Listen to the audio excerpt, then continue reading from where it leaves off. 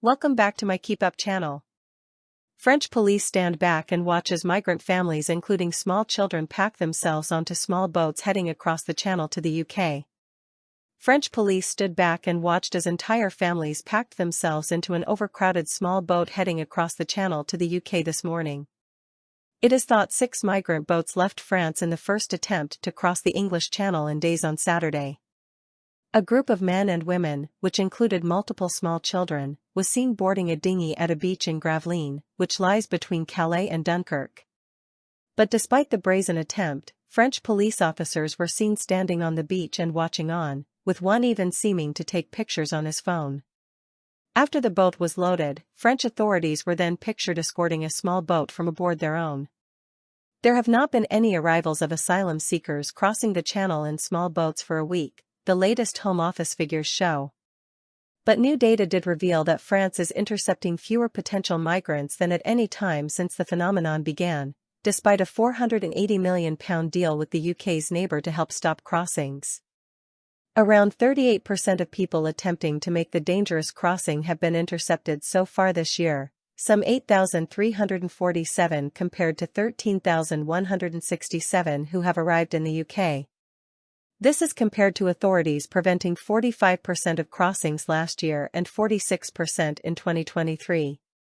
It is in spite of a £480 million, 3-year deal with the French, secured by former Prime Minister Rishi Sunak in March 2023, to double the number of officers patrolling beaches from 400 to 800. The deal also involved setting up a joint command center and a detention center. The fall is believed to be due to a change in tactics by the heartless people smuggling gangs taking advantage of young families' desperation.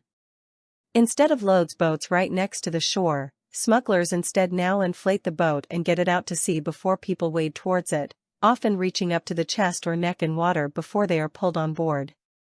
This prevents police making arrests on the shoreline and means Britain is instead relying on the French Coast Guard to conduct rescues and returning people to France after these instead.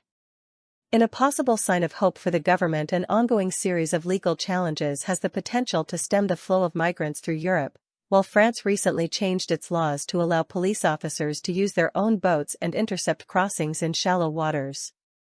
But 2025 is on course to set a record for channel crossings, with more than 13,000 people having arrived so far, up 30% on the number recorded at this point last year, according to the latest data.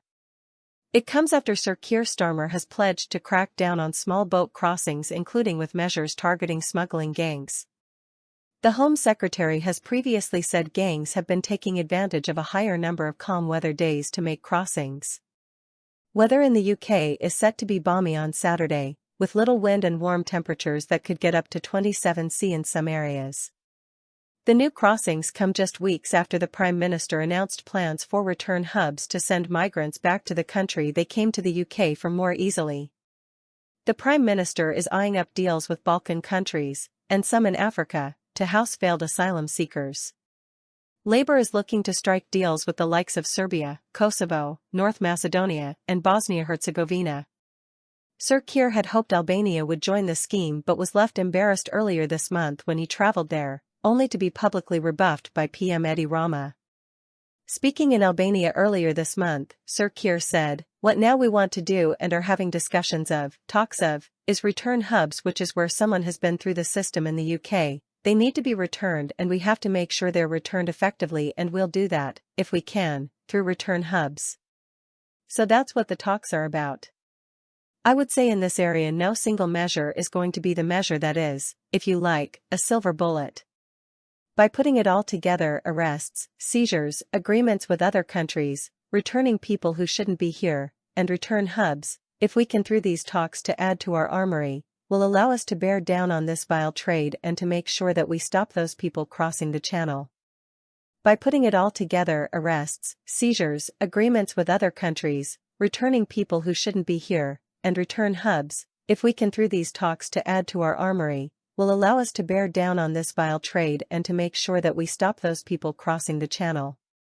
Downing Street said the plans were entirely different to the last government's flagship Rwanda deportation scheme. The new plan will involve paying to send potentially thousands of failed asylum seekers to the Balkans, rather than holding them in the UK until they can be removed. In some cases, those involved will be from countries like Afghanistan, which are deemed too dangerous to return people to. Sir Keir was criticised by some earlier this month after delivering a speech in which he pledged to crack down on immigration and said the UK was at risk of becoming an island of strangers. But Liberals said his words had echoes of Enoch Powell's Rivers of Blood speech in 1968, which was accused of stoking years of racism and division in the UK. Speaking on May 12, Sir Keir said he would give Brits what they had asked for time and time again and significantly reduce eye-watering immigration that has been inflicting incalculable damage. The Home Office estimates the government's package will bring down annual inflows by around 100,000. This figure reached a record of nearly 1 million under the Tories. In a pivotal moment, he also rejected the Treasury orthodoxy that high immigration drives growth, pointing out the economy has stagnated in recent years. Under the blueprint, skills thresholds will be hiked and rules on fluency in English toughened.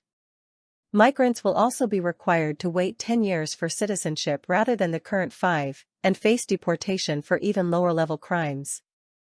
Graduate visas will be reduced to 18 months, and a new levy introduced on income that universities generate from international students.